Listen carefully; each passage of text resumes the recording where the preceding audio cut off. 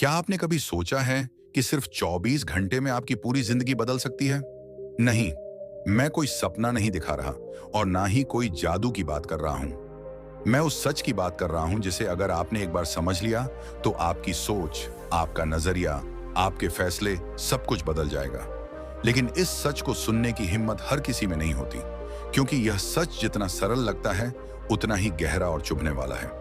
और इसे समझने के लिए आपको इस कहानी के अंत तक रुकना होगा, क्योंकि अगर आप बीच में छोड़ देंगे तो आप वही इंसान रहेंगे जो अभी हैं।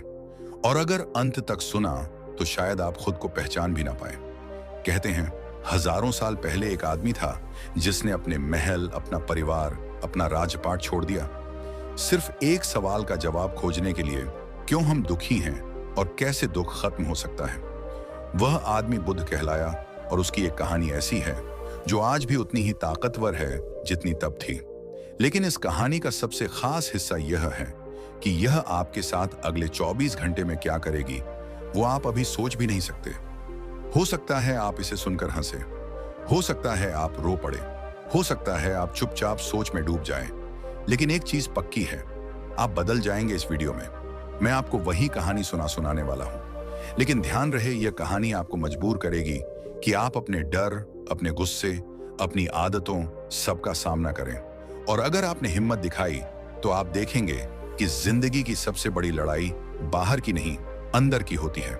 और जो इस अंदर की लड़ाई जीत लेता है उसे बाहर कोई नहीं हरा सकता। तो तैयार हो जाइए, अपनी आंखें, अपने कान और अपना दिल खोल लीजिए, क्योंकि अगले कुछ मिनट सिर्फ आपके नहीं हैं, यह आपके भविष्य के हैं। और अगर आपको इस सफर में थोड़ी भी रोशनी मिले तो याद रखिए, यह रोशनी अकेले रखने के लिए नहीं है, इसे बांटना है, जैसे मैं अभी आपके साथ बांट रहा हूं। और अगर आपको लगता है कि यह कहानी किसी और की जिंदगी भी बदल सकती है तो इसे लाइक करें, शेयर करें, नीचे कमेंट में अपनी सोच लिखें, चैनल को सब्सक्राइब करें, क्योंकि यहां सिर्फ कहानियां नहीं, यहां जिंदगी बदलने वाली सच्चाइयां मिलती हैं। अब गहरी सांस लीजिए और ये इस सफर की शुरुआत करते हैं। सुनो, यह कहानी तुम्हारे भीतर कुछ तोड़ने और कुछ बनाने वाली है। शायद तुम इसे सुनकर हंसो, शायद रो, और हो सकता है तुम्हें लगे कि यह तो बस एक साधारण सी घटना है। लेकिन अगर तुम इसे दिल से सुनो तो यह अगले 24 घंटे में तुम्हारी सोच, तुम्हारा नजरिया, यहां तक कि तुम्हारी सांस लेने का तरीका भी बदल सकती है।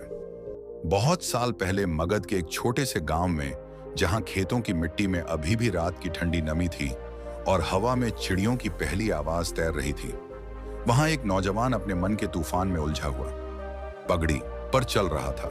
उसका नाम देव था। देव के पास सब कुछ था जो एक सामान्य इंसान चाहता है, खेत, धन, घर, लोग जो उसका आदर करते थे।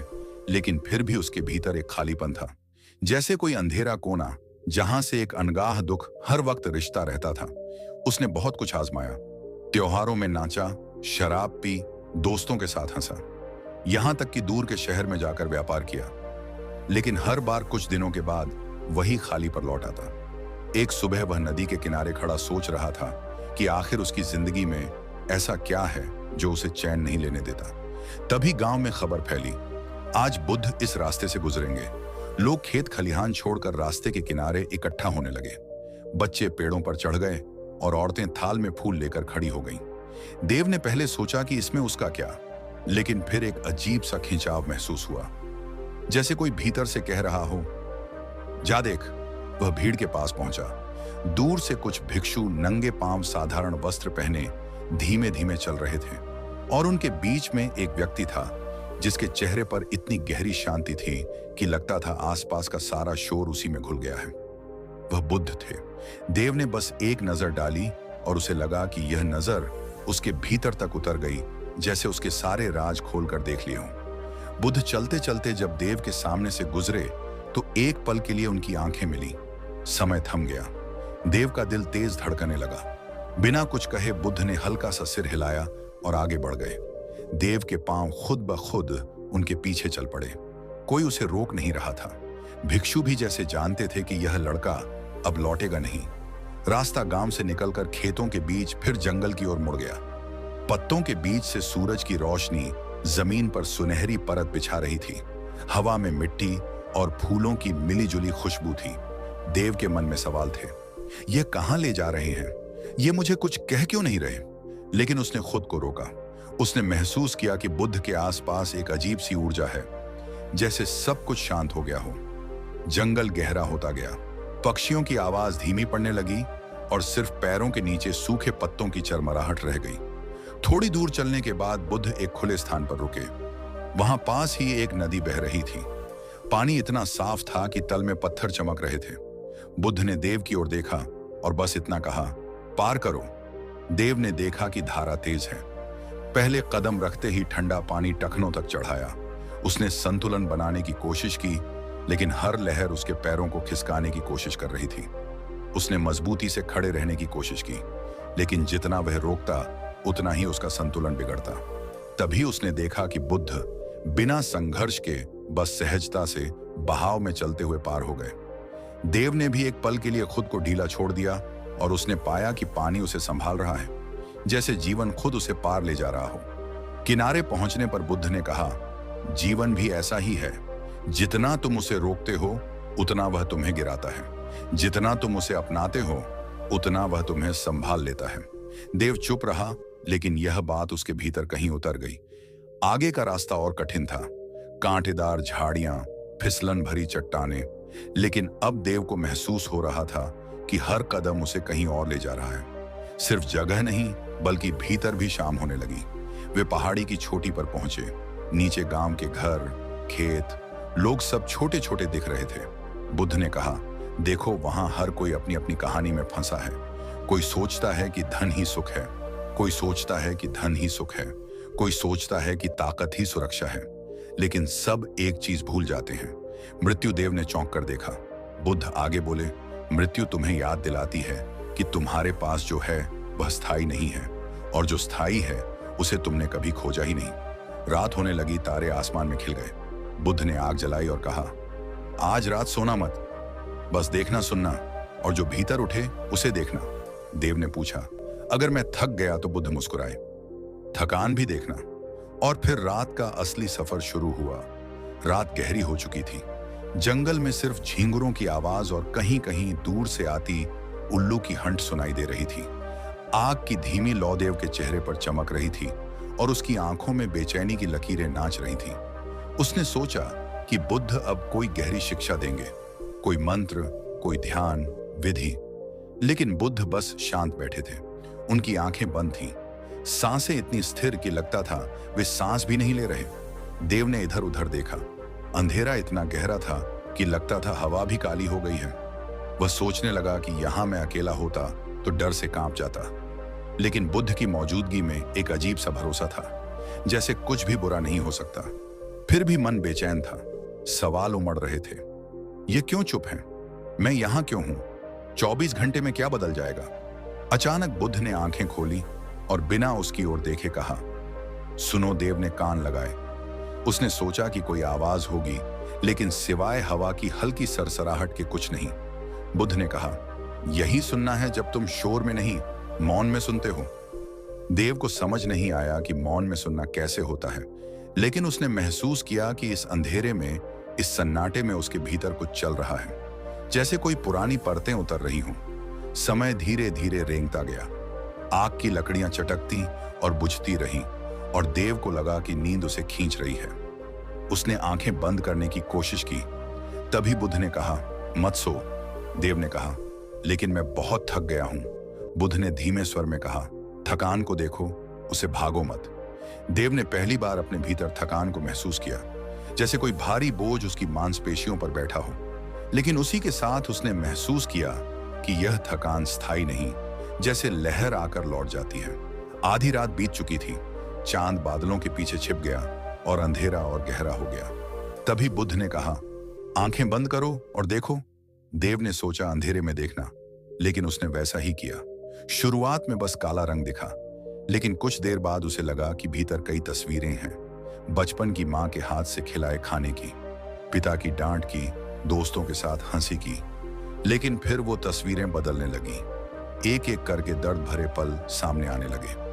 वो दिन जब उसने किसी अपने को खोया था, वो रात जब उसने खुद से नफरत की थी, वो समय जब उसने झूठ बोला था, धोखा दिया था, और उन पल्लों के साथ जो भावनाएं थीं वो जैसे ताजा हो उठी। देव का गला भर आया। आंखों से आंसू बहने लगे। उसने सोचा बुद्ध शायद कुछ कहेंगे, लेकिन वे बस बैठे थे, जैसे जानते हो कि यह जरूरी है। देव ने महसूस किया कि यह दर्द, यह यादें, यह पछतावे सब उसके भीतर जगह घेरे हुए हैं, और जब तक यह भरे रहेंगे कुछ नया उसमें नहीं आ सकता। तभी उसे दिन में कहीं बुद्ध की बात याद आई, तुम्हारे भीतर अभी जगह नहीं है। और अचानक उसे लगा कि यह जगह बनाने की शुरुआत है। घंटों तक वह बैठा रहा, अपने भीतर की परतों को देखते हुए, कभी हंसते हुए, कभी हंसते हुए, कभी रोते हुए, कभी बस खालीपन में डूबते हुए। भोर से पहले बुद्ध ने कहा, अब आंखें खोलो। सामने आसमान हल्का नीला हो रहा था, पक्षियों की पहली आवाज गूंज रही थी, और देव ने महसूस किया कि रात भर कुछ बदला है। वह बता नहीं सकता क्या, लेकिन जैसे भीतर की कोई गांठ ढीली हो गई हो। बुद्ध ने कहा, रात ने तुम्हें पहला उपहार दिया है, अब दिन तुम्हें दूसरा दूसरा देगा। और वे उठ खड़े हुए। दिन की यात्रा शुरू होने वाली थी, लेकिन देव के मन में यह सवाल था कि क्या यह दूसरा उपहार सच में अगले 24 घंटे में उसकी पूरी जिंदगी बदल देगा। और यही सवाल उसे उनके पीछे चलने के लिए मजबूर कर रहा था। सुबह की हवा में हल्की ठंडक थी, पेड़ों की पत्तियों पर ओस की बूंदें सूरज की किरणों से चमक रही थी, जैसे किसी ने छोटे छोटे मोती बिखेर दिए हों। देव के चेहरे पर रात भर की जाग के कारण थकान थी, लेकिन भीतर कहीं एक हल्कापन भी था, मानो उसने कोई पुराना बोझ उतार दिया हो। बुद्ध ने कुछ नहीं कहा, बस नदी की ओर चल पड़े। देव उनके पीछे 6 रास्ते में पक्षियों की चहचहाट, दूर से आती गांव की घंटियों की टन टन, और बीच बीच में हवा का तेज झोंका। देव के मन में सवाल था कि यह दूसरा उपहार क्या होगा, लेकिन उसने अब सवाल करने की आदत पर काबू पाना शुरू कर दिया था। नदी के किनारे पहुंचकर बुद्ध ने कहा, बैठो देव। बैठ गया। पानी की लहरें किनारे से टकराकर मीठी सी आवाज कर रही थी। बुद्ध ने कहा, देखो। देव ने पानी में झांका। पहले उसने अपना चेहरा देखा, लेकिन लहरों के कारण चेहरा हिल रहा था, विकृत हो रहा था। बुद्ध ने कहा, यह तुम्हारा मन है अशांत हिलता हुआ। तुम खुद को सही तरह से देख ही नहीं सकते जब तक यह शांत ना हो। देव ने चुपचाप पानी को देखना शुरू किया। कुछ देर बाद जब सांसें धीमी हुई, मन थोड़ी देर के लिए ठहर गया, तब पानी का चेहरा स्थिर हुआ और उसने खुद को साफ साफ देखा। अचानक बुद्ध ने पास पड़ी एक छोटी सी लकड़ी उठाई और पानी में डाल दी। लहरें फिर से उड़ गईं, चेहरा टूट फूट गया।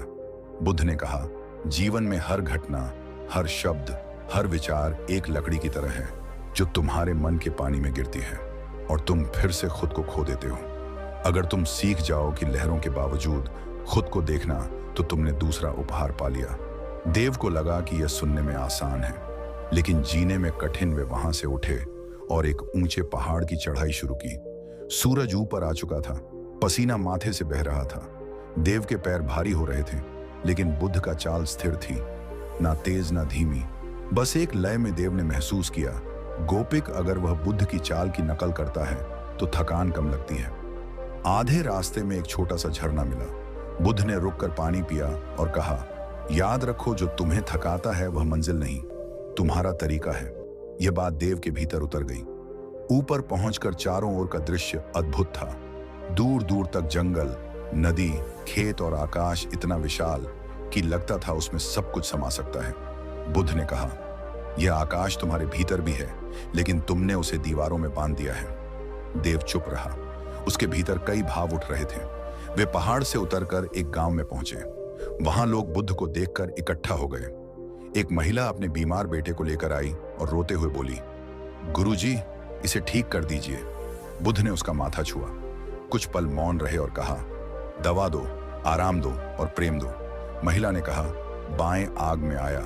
कहां बस इतना। बुद्ध मुस्कुराए, बस इतना ही, लेकिन प्रेम सच्चा होना चाहिए। देव को यह देखकर अजीब लगा। उसने सोचा, बुद्ध के पास चमत्कार करने की शक्ति होगी, लेकिन उन्होंने साधारण उपाय बताया।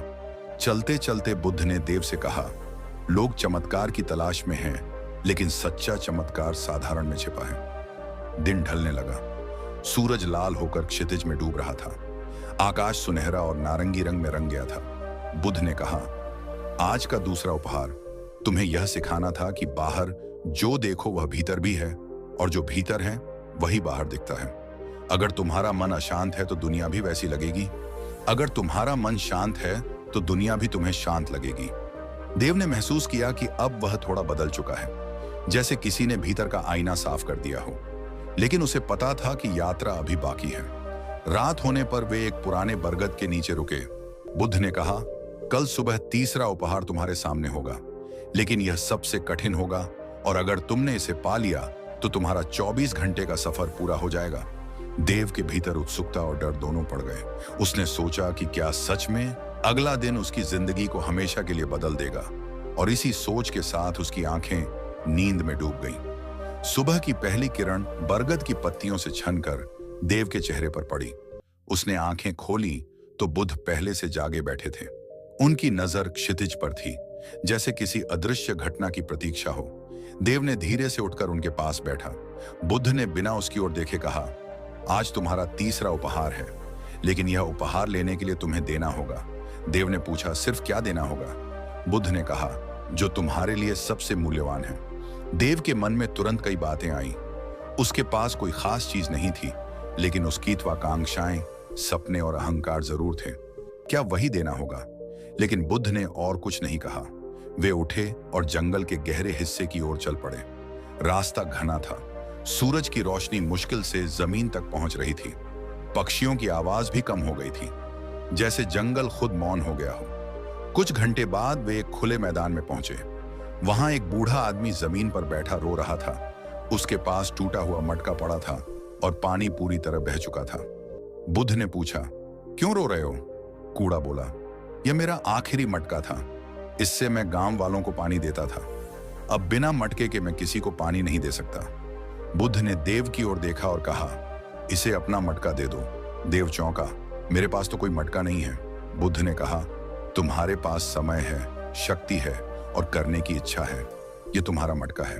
देव को समझ नहीं आया कि बुद्ध क्या कह रहे हैं, लेकिन उसने बूढ़े की मदद करने का निश्चय किया। वे दोनों पास के गांव गए। देव ने अपने हाथों से मिट्टी खोदी, पानी मिलाया और बूढ़े के साथ मिलकर नया मटका बनाया। इसमें घंटों लग गए। हाथ गंदे हो गए, कपड़े मिट्टी से भर गए, लेकिन जब मटका तैयार हुआ, बूढ़े की आंखों में कृतज्ञता चमक उठी। बुद्ध ने कहा, यह तुम्हारा तीसरा उपहार है, देने की शक्ति। वे वहां से लौटे और रास्ते में बुद्ध ने कहा, जब तुम बिना किसी स्वार्थ के देते हो तो तुम अपने भीतर का खालीपन भरते हो। जो तुम सोचते हो कि तुमने खोया, वह वास्तव में तुमने पाया। देव ने महसूस किया कि इस काम से उसे थकान के बजाय संतोष मिला है, जैसे किसी ने उसकी आत्मा को हल्का कर दिया हो। लेकिन बुद्ध ने गंभीर स्वर में कहा, आज की परीक्षा पूरी नहीं हुई है। देव ने हैरानी से पूछा, और क्या बाकी है? बुद्ध ने कहा, अब तुम्हें सबसे कठिन चीज छोड़नी होगी। अपने विचार देव चुप हो गया। शाम तक वे एक चट्टान पर पहुंचे, जहां से दूर घाटी का नजारा दिख रहा था। सूर्यास्त हो रहा था। आकाश फिर से सुनहरा और लाल हो गया। बुद्ध ने कहा, बैठो और कुछ मत सोचो। देव ने कोशिश की, लेकिन मन में विचारों का तूफान था। बीते हुए पल, आने वाले कल, अनगिनत कल्पनाएं, डर, उम्मीदें और सवाल। हर बार जब वह उन्हें रोकने की कोशिश करता, वे और जोर से आते। घंटों बीत गए। बुद्ध बस शांत बैठे रहे। अंत में थक कर देव ने विचारों से लड़ना बंद कर दिया, और जैसे ही उसने हार मानी, मन अचानक शांत हो गया। जैसे तूफान के बाद सागर, उस शांति में एक गहरी सुकून भरी अनुभूति थी, जैसे कोई अदृश्य पर्दा हट गया हो। बुद्ध ने कहा, यही तुम्हारा तीसरा उपहार है। मन का मौन रात घेरा आई थी। तारे आसमान में चमक रहे थे और देव को लगा कि आज का दिन सच में उसके भीतर कुछ बड़ा बदल गया है। लेकिन उसे यह भी पता था कि चौथा और आखिरी उपहार बाकी है, और वह शायद सबसे शक्तिशाली होगा। नींद में जाते हुए उसने सोचा कि अगर कल का उपहार वैसा ही है जैसा बुद्ध कह रहे हैं, तो सच में यह 24 घंटे उसकी पूरी जिंदगी बदल देंगे। सुबह की हवा पहले से ज्यादा हल्की और ठंडी थी, जैसे रात ने जंगल के हर पत्ते को धोकर साफ कर दिया हो। ओस की बूंदें घास पर चमक रही थीं और दूर कहीं मोर की आवाज आ रही थी। देव ने आंखें खोली तो देखा, बुद्ध पहले से खड़े हैं। उनकी नजर क्षितिज के उस पार थी, जहां सूरज धीरे धीरे अपनी पहली किरण भेज रहा था। देव उठा और उनके पास पहुंचा, लेकिन आज बुद्ध का चेहरा पहले से अलग था, जैसे आज कोई बहुत बड़ा रहस्य खुलने वाला हो। उन्होंने कहा, आज तुम्हारा चौथा और आखिरी उपहार है, लेकिन यह तुम्हारी पूरी जिंदगी का सबसे कठिन सच भी है। देव के भीतर उत्सुकता और हल्का डर दोनों थे। उन्होंने पूछा, क्या करना होगा? बुद्ध ने कहा, कुछ नहीं, सिर्फ देखना, लेकिन जो देखोगे उससे भागना मत। देव को यह बात अजीब लगी, फिर भी वह उनके साथ चल पड़ा। रास्ता पहाड़ी था, जगह जगह छोटे झरने बह रहे थे और पक्षियों की आवाज हवा में गूंज रही थी। लगभग 1 घंटे बाद वे एक ऐसे स्थान पर पहुंचे जहां चट्टानें खुली थीं और नीचे गहरी खाई थी। बुद्ध ने कहा, यहां बैठो और नीचे देखो। देव ने नीचे झांका। उसे लगा जैसे खाई की गहराई का कोई अंत नहीं है। आंखें टिकती नहीं थीं। बुद्ध ने कहा, तुम्हारा चौथा उपहार इस खाई की तरह है।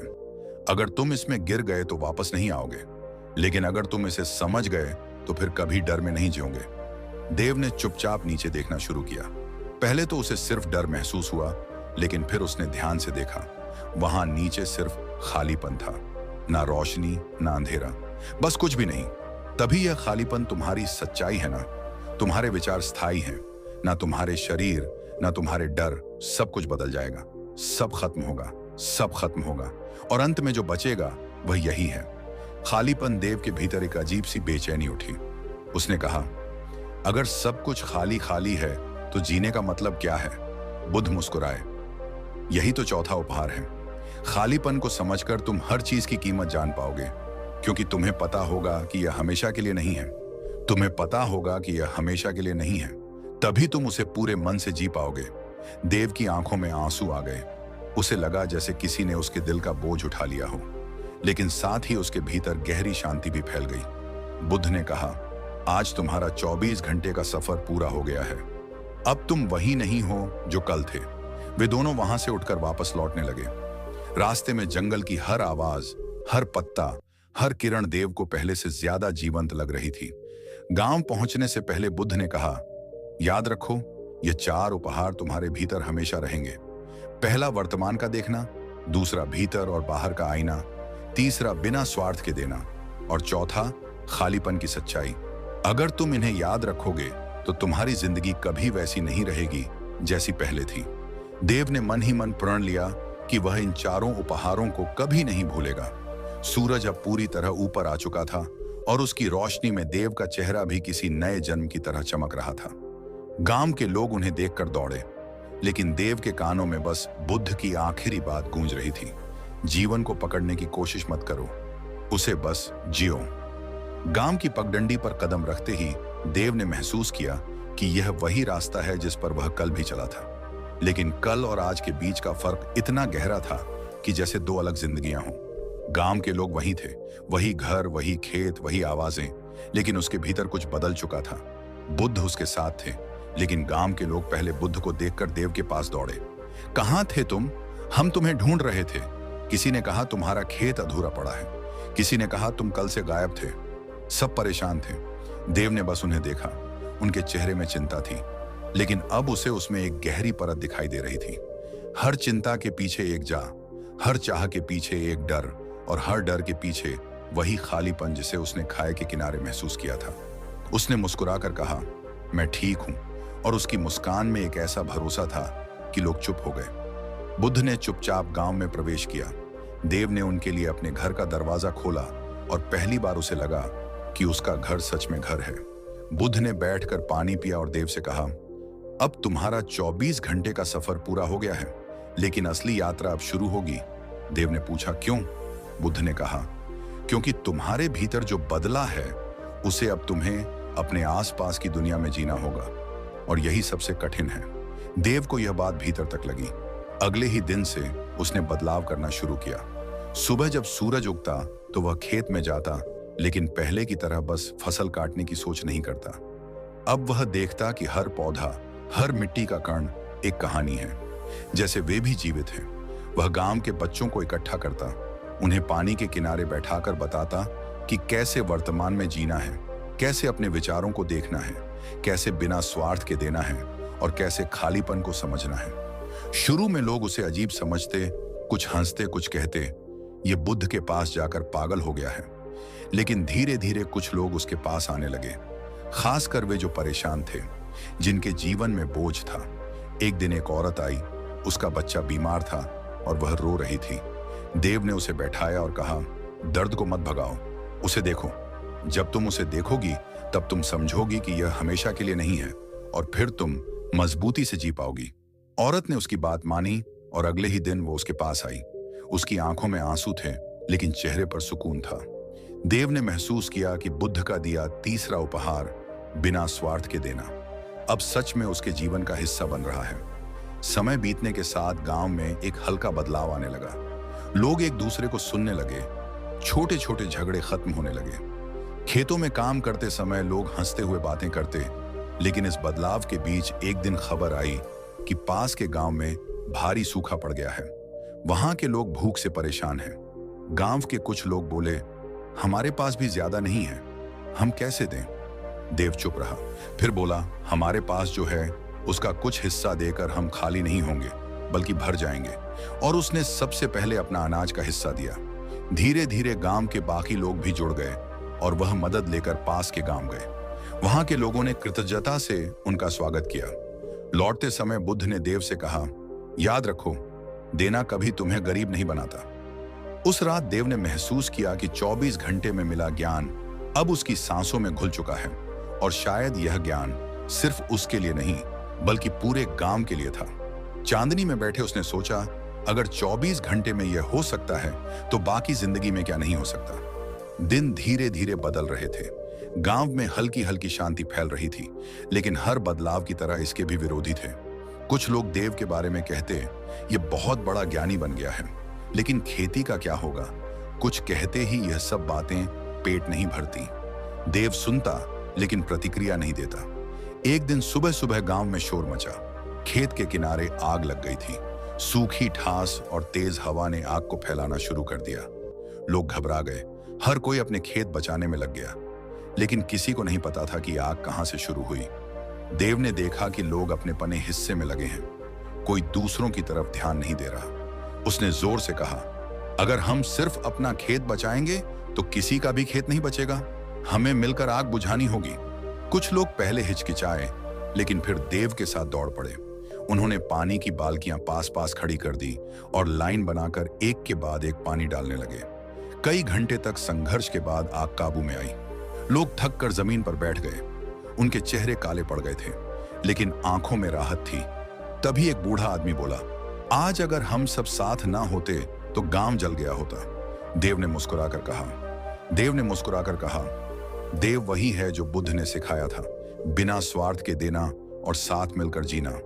लेकिन उसकी नजर में एक सवाल था, यह आग आई कहां से? कुछ बच्चों ने बताया कि उन्होंने एक आदमी को सूखी घास में अंगारा फेंकते देखा था। देव ने तुरंत समझा कि बदलाव को हर कोई स्वीकार नहीं करता। बुद्ध उसके पास आए और बोले, यह तुम्हारी अगली परीक्षा थी। जब ज्ञान फैलता है तो अंधेरा और भी जोर से हमला करता है, लेकिन अगर तुम शांत रहो तो अंधेरा खुद हार जाएगा। उस रात देव आग की रोशनी में पैद बैठे सोच रहा था कि 24 घंटे में मिला ज्ञान अब उसके लिए जिम्मेदारी बन गया है। अगले दिन उसने गांव में बैठक बुलाई। उसने कहा, अगर हम चाहते हैं कि यह शांति और सहयोग बना रहे तो हमें हर मुश्किल में साथ खड़ा होना होगा, चाहे वह सूखा हो, आग हो या मन का डर। लोग सहमत हुए और उन्होंने तय किया कि हर हफ्ते एक दिन सब मिलकर गांव के काम करेंगे। धीरे धीरे यह परंपरा बन गई और सबसे आश्चर्य की बात यह थी कि जो लोग पहले विरोध कर रहे थे वे भी इसमें शामिल हो गए। लेकिन देव जानता था कि असली चुनौती अभी बाकी है, क्योंकि बदलाव बाहर से नहीं अंदर से टूटता है। और जब किसी के भीतर का डर या लालच जागता है तो वह सबसे खतरनाक आग बन सकता है। बुद्ध ने चुपचाप उसकी ओर देखा और कहा, तुम्हें अब अगली लहर के लिए तैयार रहना होगा। देव ने सिर हिलाया, लेकिन मन में सोच रहा था कि आगे क्या आने वाला है। तभी क्षितिज पर काले बादल घिरने लगे और हवा में एक अजीब सी ठंडक फैल गई, जैसे कोई बड़ी परीक्षा दरवाजे पर खड़ी हो। काले बादल पूरे आसमान पर छा गए थे। हवा में मिट्टी की गंध के साथ एक अजीब सा तनाव था, जैसे किसी अनदेखे खतरे की आहट। गांव के लोग बारिश की उम्मीद में आसमान देख रहे थे, लेकिन बारिश की एक बूंद भी नहीं गिरी। इसके बजाय तेज हवा चलने लगी। रात होते होते गांव के बीचों बीच पुराने बरगद के पेड़ के पास भीड़ जुटने लगी। कारण था 2 भाइयों का झगड़ा जो इतने जोर से चिल्ला रहे थे, ठिका पूरे गांव में आवाज गूंज रही थी। देव वहां पहुंचा। उसने देखा कि दोनों भाई एक दूसरे को दोष दे रहे थे। एक कह रहा था, इसने मेरा हिस्सा छीन लिया। दूसरा कह रहा था, ये झूठ बोल रहा है, ये हमेशा मुझे कम देने की कोशिश करता है। भीड़ भी पक्ष लेने लगी। कोई एक का समर्थन कर रहा था, कोई दूसरे का। माहौल इतना गर्म हो गया कि किसी ने पत्थर उठा लिया। देव ने आगे बढ़कर उसका हाथ रोक लिया। उसकी आवाज में कोई चिल्लाहट नहीं थी, लेकिन गहरी दृढ़ता थी। पत्थर फेंकने से तुम्हें सुकून नहीं मिलेगा, सिर्फ उठ आग फैलेगी। भीड़ चुप हुई। देव ने दोनों भाइयों से कहा, तुम दोनों अपने अपने डर से लड़ रहे हो। एक को डर है कि उसका हक छीन जाएगा, दूसरे को डर है कि उसे कभी पूरा नहीं मिलेगा। यह डर तुम्हारे भीतर की आग है और यह आग बाहर फैलकर पूरे गांव को जला सकती है। दोनों भाई पहले तो चुप रहे, फिर एक ने कहा, अगर मैं छोड़ दूं तो यह मेरा फायदा उठाएगा। देव मुस्कुराया। बिना स्वार्थ के देना तभी कठिन लगता है जब तुम्हें लगता है कि तुम्हारे पास कम है, लेकिन अगर तुम देखो कि तुम्हारे पास हमेशा कुछ ना कुछ है तो देने में डर नहीं लगेगा। उसकी बात सुनकर भीड़ में एक बूढ़ी औरत बोली, मैंने देखा है जब मैंने अपने पास का खाना भूखे को दिया तो अगले ही दिन मुझे उससे 2 गुना मिला, लेकिन जो मैंने अपने डर में छुपाया वह सड़ गया। ये सुनकर लोग फुसफुसाने लगे। धीरे धीरे माहौल बदलने लगा। दोनों भाइयों ने एक दूसरे को देखा और फिर बिना बोले एक दूसरे को गले लगा लिया।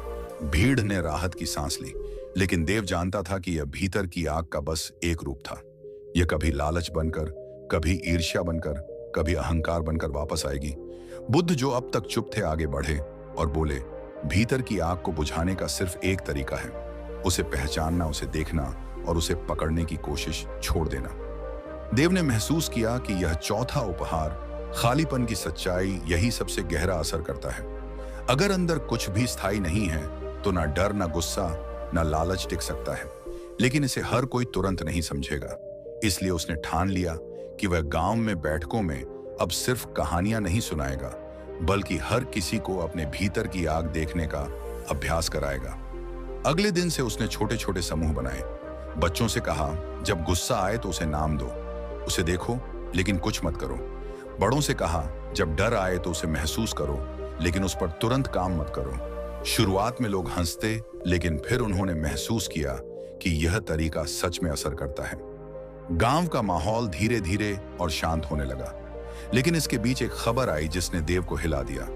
पास के गांव में लोग आपस में लड़ते लड़ते हथियार तक उठा चुके थे और वहां के कुछ लोग मदद के लिए देव के गांव की तरफ आ रहे थे। यह वह पल था जब देव को लग रहा था कि अब बाहर की आग और भीतर की आग एक साथ टकराने वाली है, और अगर यह टकराई तो शायद सब कुछ बदल जाएगा। शाम का समय था। आसमान पर सूरज आधा डूब चुका था और क्षितिज पर एक लाल सा धुंधल का फैल रहा था। दूर से धूल का बादल उठता दिखाई दिया। गांव के लोग चौकन्ने हो गए। कुछ बच्चे दौड़ते हुए देव के पास आए और बोले, पास वाले गांव के लोग आ रहे हैं, उनके हाथों में लाठियां और हथियार हैं। यह सुनते ही कई लोग डर गए।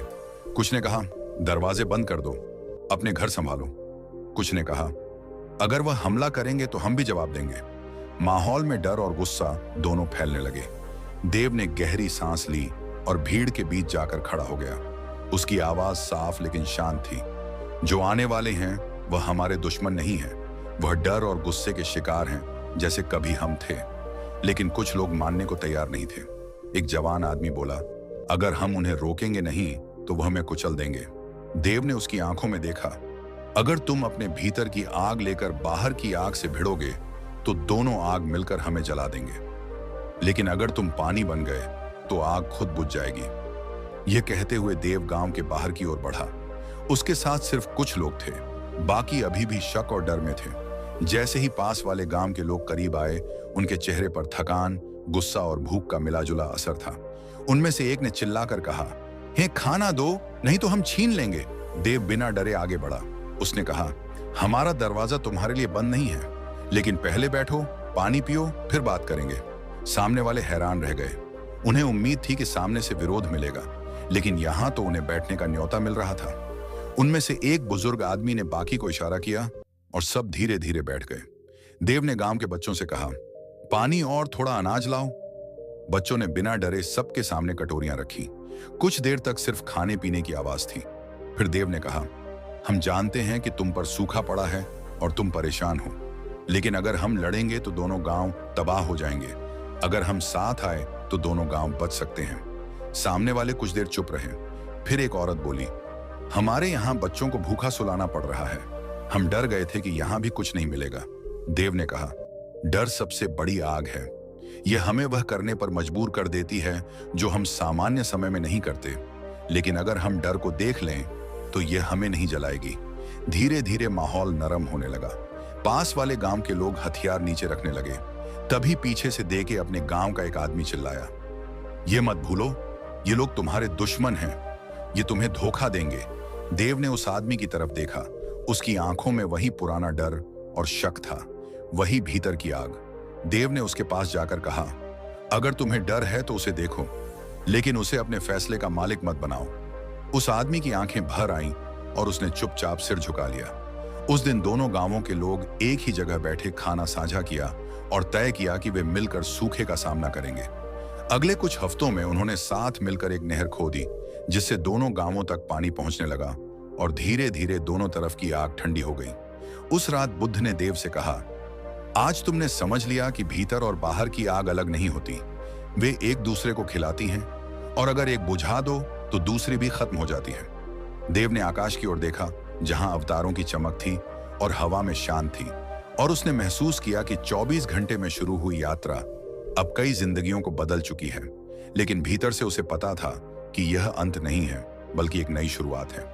सुबह की पहली किरण गांव पर पड़ी और हवा में एक अलग सी हल्की सी महक थी, जैसे किसी ने रात भर पूरे गांव को साफ कर दिया हो। लोग धीरे धीरे अपने घरों से बाहर आने लगे और देखा कि देव पहले से ही गांव के बीचों बीच पुराने बरगद के पेड़ के नीचे बैठा है।